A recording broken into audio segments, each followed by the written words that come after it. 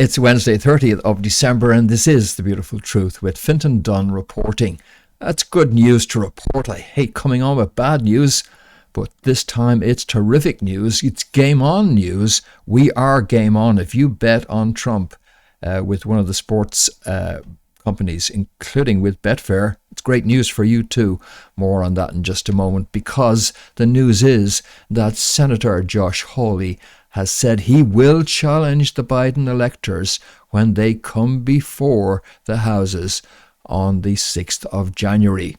And that is just terrific news. He pledged to challenge President-elect Joe Biden's victory in Pennsylvania and possibly other states on January the 6th. Possibly other states, definitely other states. All the other states are going to be challenged as well.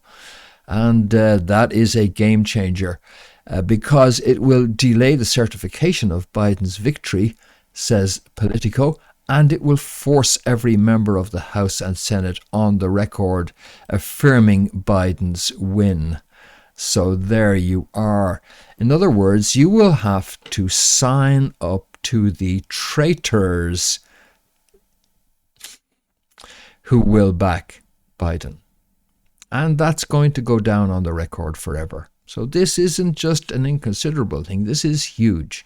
Because up until now, there was no chance if Trump were to go down altogether. There was no chance. But actually, there is every chance you can sue, even if Trump loses now, based on what's just happened today.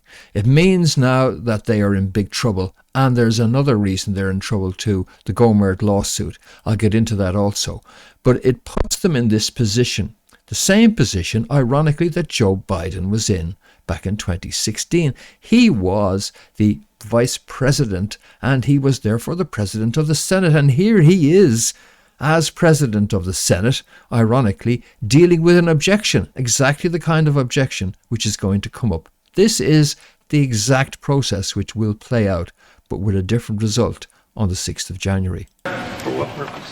What purpose is Member Wright? I have an objection because 10 of the 29 electoral votes cast by Florida were cast by electors not lawfully certified because they violated Florida's prohibition against dual office holding. Debate is out of order. Section 15 and 17 of the Title III of the United States Codes require that any objection be presented in writing, signed by both members of the House of both a member of the House of Representatives and a senator.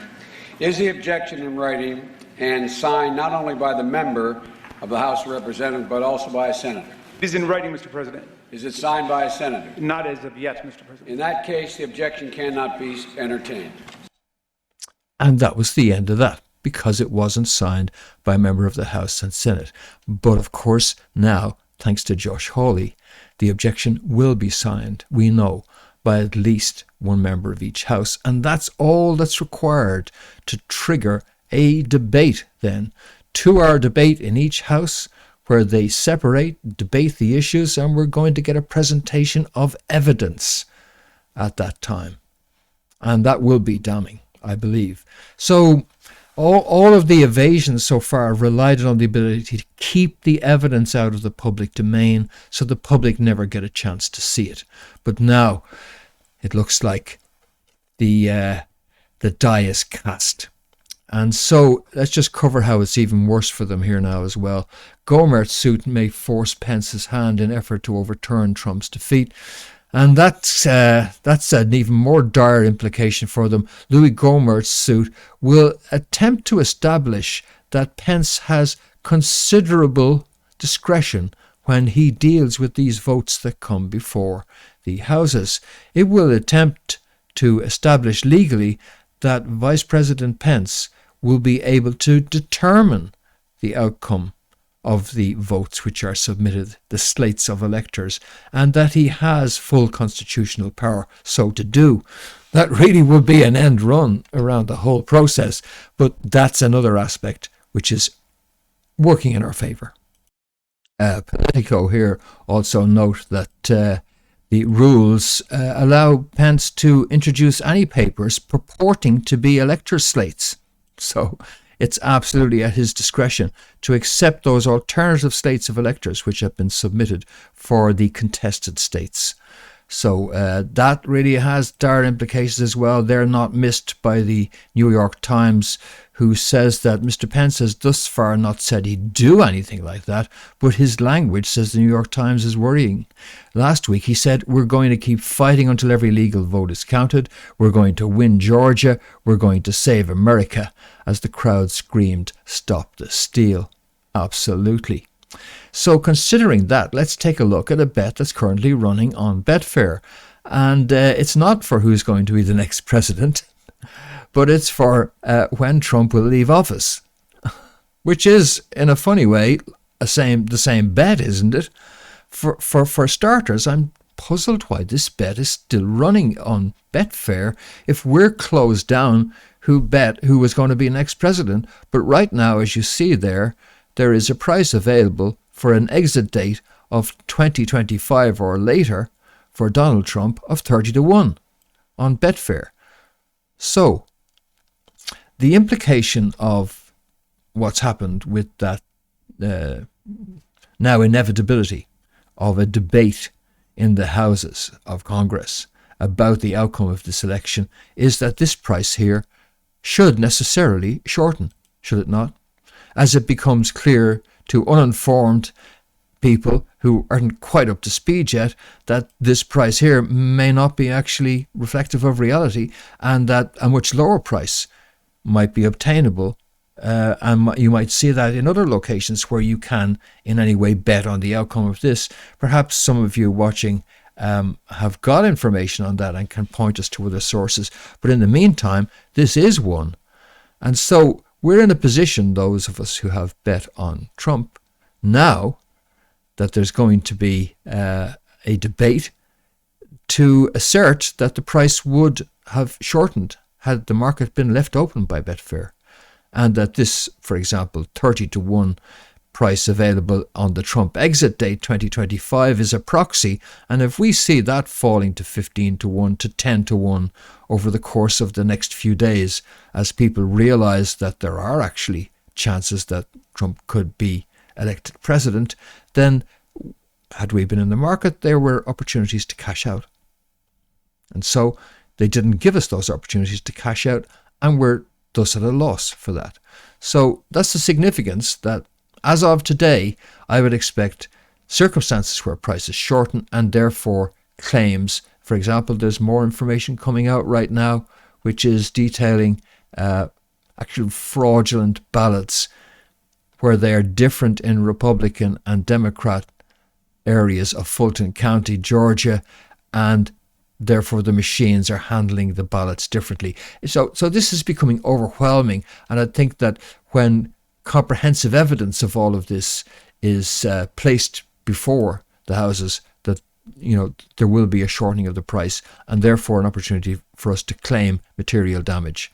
Let's take a look at some of the comments coming up in the last week or so on the group, which is Betfair Trump Hunters Fraud Exposed on Facebook, which is an open group, by the way. Anyone's free to join and anyone's free to comment and say anything. I know that's produced a few spammers, which we've had to remove, but the advantage of having an open forum is that no one has to be concerned that there's something going on that people aren't being allowed to speak about or post about, because anyone can post. And so it's an open forum, and I prefer that, despite the downside. So let's take a look at some of the points that people have been making there over the last while. Tony Manville says, I've no doubt that Trump won and will be inaugurated. Will Betfair honour the bet? Well, that's a damn good question, Tony. I believe that they will have to if Trump wins, and I don't think that they will fight it, because it doesn't look good if you are fighting your own punters over a bet which clearly went the way they bet. So if we bet on Trump and Trump wins, no matter what way they try and wriggle out of that one, I think the market and people in general would say, oh, you guys messed up. You shouldn't have paid out those Biden people, and you should pay out these Trump people. Yeah. So I don't see them going against that. The reputational damage would be immense to them were they to do that. So I hope that you're in a good position to get your money regardless. Paul Beich posted, just watched part one of the video by Fintan Dunne. I'm a Trump punter in Finland and still confused as to how to proceed. Could anyone please concisely advise? I'll try and be very concise, and I hope that if you are within the European ambit, that you are able to complain to the Malta Gaming Authority. You can just Google that and find their complaint procedure. And you can also, I think, however, go direct to IBAS. You can check that by Google IBAS, the Independent Betting Adjudication Service, which I believe handles these types of complaint for European zone and international zone complainants. So it's a different situation down in Australia, but I think that's how you're covered. So let's take a look at another one. Mike McGuire posted, I started to crumble when he said, as in the person on the Betfair contact line, so you committed funds without reviewing our terms of settlement.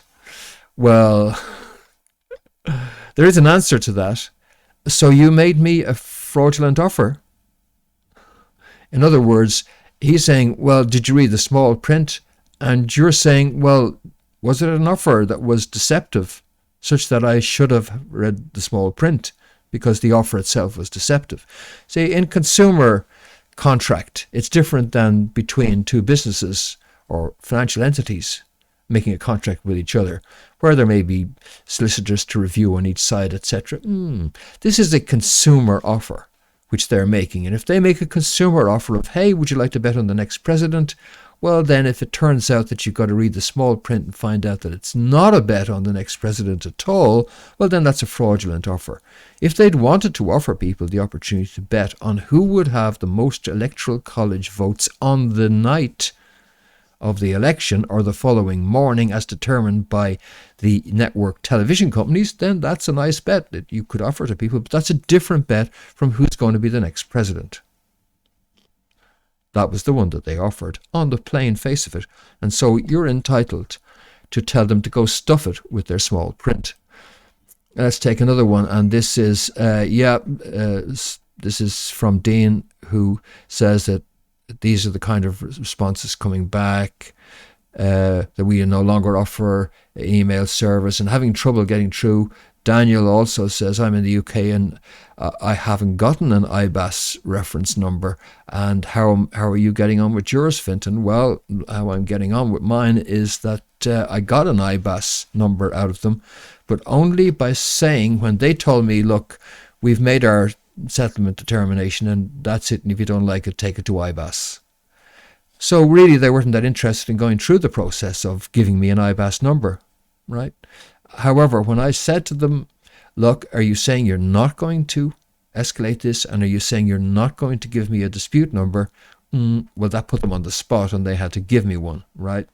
Because I demanded it and they would be in transgression of their rules with IBAS if they didn't hand one over.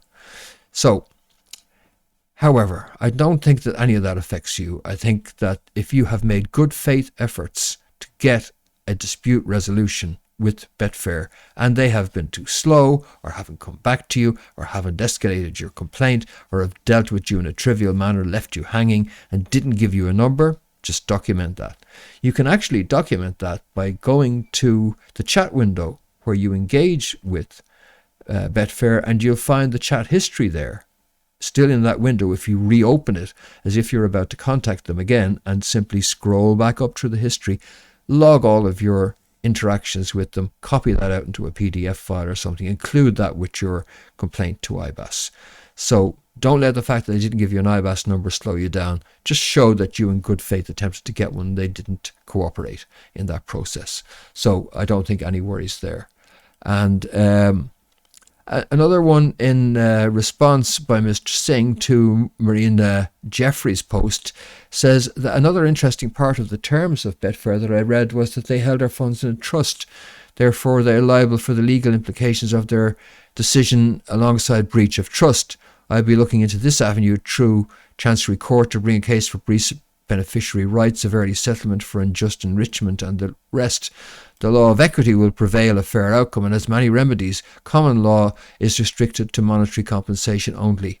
So there you are. There are indeed broad avenues to pursue this. But, I think probably the most straightforward way of getting to justice on this is to proceed through IBAS and the equivalent authority in Australia in order to attempt to get resolution of this. But perhaps IBAS is going to be setting the trend on this, shall we say.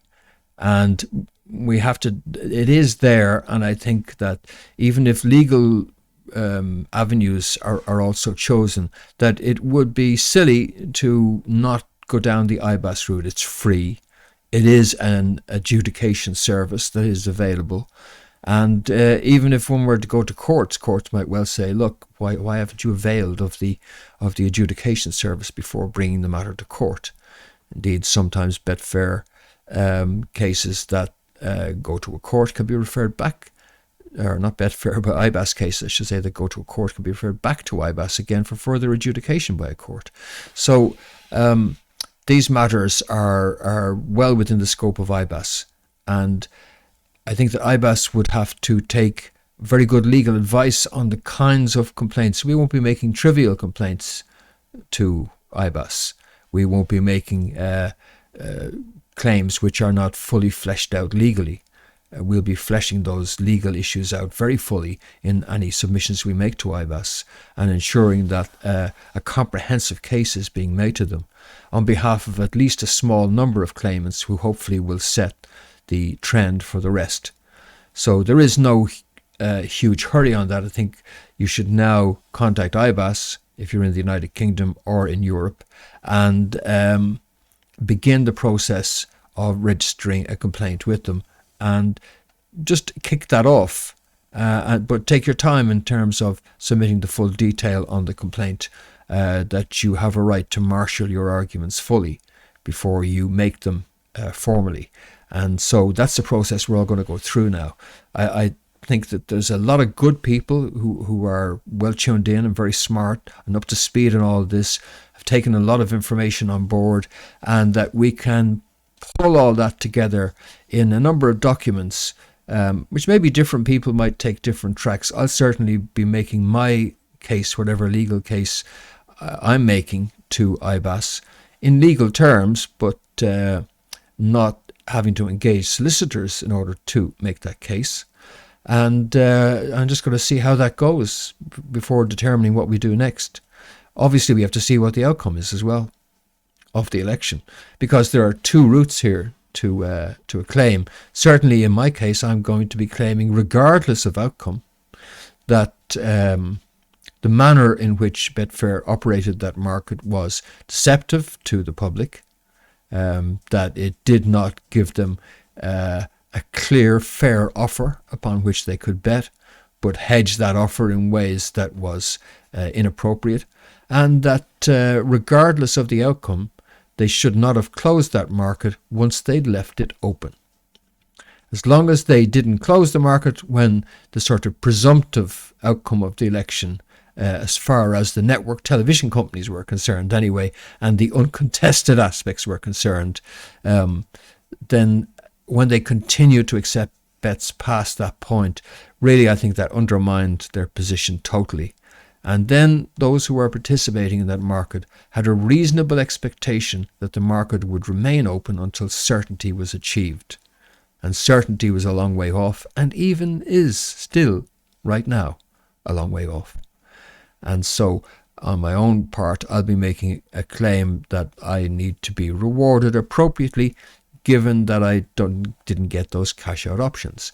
Now, if it turns out that there is just peremptory proceedings on the 6th, that there are one or two objections and it doesn't really go on for a long time, and there's a quick outcome and that outcome is detrimental and against Trump, well, then that leaves us with not a huge case. But if there is protracted debate, and if this thing drags on, if there is a real set-to over the course of the next week, well, then that gives me a strong case that regardless of outcome, I should have been in that market to participate in those events and to take profit where appropriate. And I need to be compensated accordingly.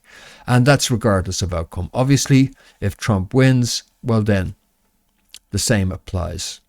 The same applies. I could have come in and out of that bet. Any of us could have. And instead, that market was shut down and was shut down while there still is considerable uncertainty. So great news. We are still rolling, and the extent to which we're rolling is going to become quite clear over the next few days as we see this, which is a bet. I suppose it's a proxy in a way, isn't it? It's a bet on the future. It's a bet on the kind of future we're all going to have. And I know there's that aspect to it as well, which it's not just about the money. I know for people who've been involved in this, that there's a lot of heart in the issue as well, along with some good judgment of what people felt were good odds on offer. So all of those factors playing in, and we'll see how that goes. I'll certainly stay in touch with those issues. I'll be reporting, of course, my general news reporting, and I'll be covering these issues from that perspective. But I will come back with some more specific Betfair updates as we go on and as this process matures. All right, that's it for this edition. I will be back with more soon, and I hope you can join me for that. But in the meantime, this has been Fintan Dunne reporting.